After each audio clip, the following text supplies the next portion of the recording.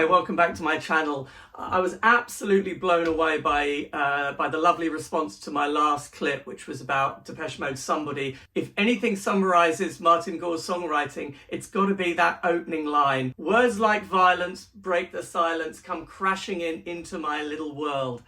Believe it or not, this is actually used in meditation classes.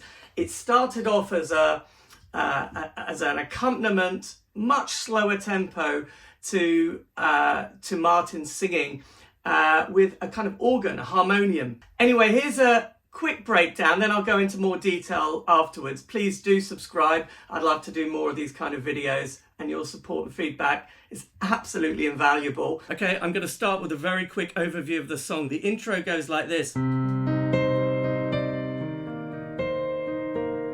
You've got these climbing 6th to 7th, and then back down to the 5th, and then it moves to the kind of augmented 5th, 6th to the 5th again. So big climbing intervals. After that, the verse stays in C minor, but instead of just going, it goes to the E flat minor, which is kind of unusual but interesting. Resolves to A flat. Chorus though moves from C minor up 4. All I ever wanted.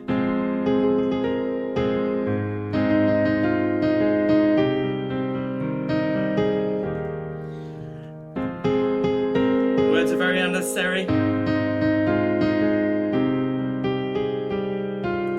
It's very interesting there because you've got that E flat, but it's become a D sharp in B.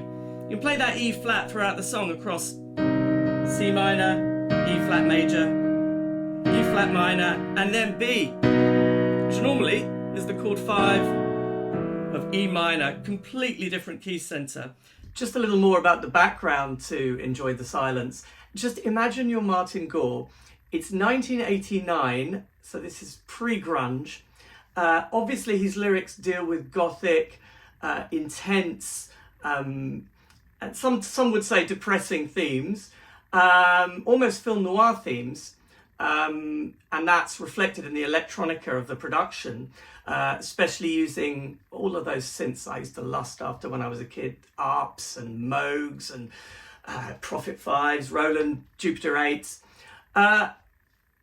This was different. It was just this harmonium. So he presented it to Alan Wilder, Flood, Dave Gahan, Fletch, the rest of the band, as a sort of ballad, very slow, quiet accompaniment. And they didn't like it. And they kind of discarded it for a while.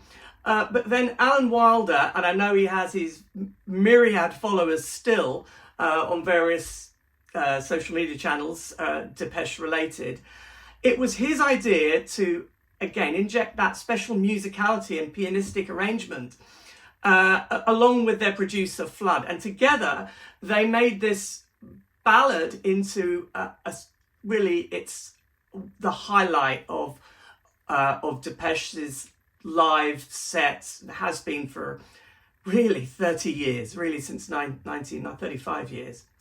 So the song's evolution is really amazing. Initially, Martin hated it. He hated what they did to it. Dave, it grew on him, and then Martin came around later. So it just shows that sometimes a big change in tempo or a slowdown in tempo can completely transform a song when it becomes a collaborative effort. Now for the verse. Same chord, C minor and E flat, but the melody starts on the 5th. The words like violence break the silence. That same augmented chromatic interval, but then instead of going to E flat and you'd expect it to be on the G, it's on G flat. So it starts like this. And there's a bit of relief on the A flat. Words are trivial and forgettable. One of the lyrics that goes with that section. So I'll play it all together.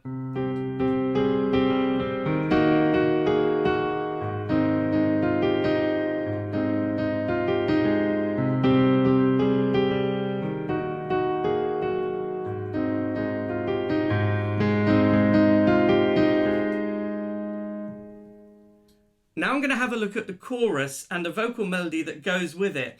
All I Ever Wanted. So loads of syllables, quite quick. You've moved from C minor now to F minor. It's chord 4. So.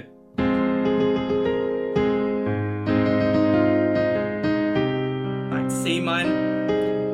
And we've got that C minor, E flat going on again. But we started that chorus. It's building on F minor.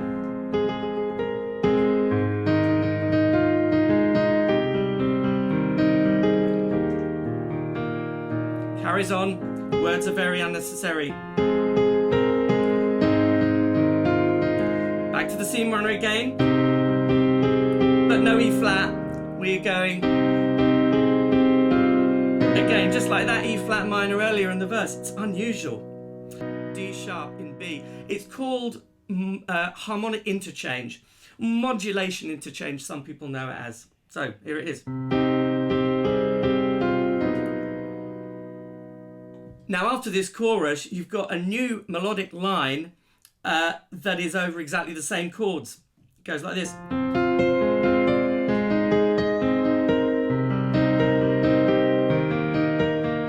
And it's just purely built on fifths, but over those beautiful chords: F minor, A flat, C minor, E flat, F minor, 5th, 6th, A flat, 5th, down to another 5th, C minor a 5th, and then E flat, F minor.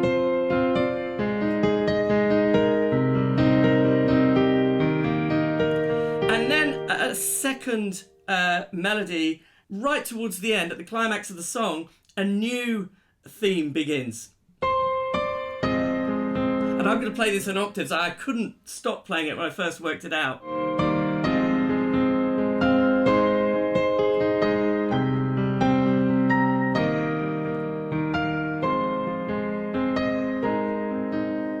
And it just continues. And in the live performance, you've still got the... Plus you've got this. And then this theme. All together. I'm just going to analyse that final theme. It's kind of a climb from C to D, which is the 7th of F minor. And then to the 3rd of A flat, same chords. And then C minor the 5th, up to the B flat, then the E flat there, F minor. Unusually instead of going to A flat, it goes to the 2nd of A flat. And then we're building again, C, D to the E flat, F minor rather.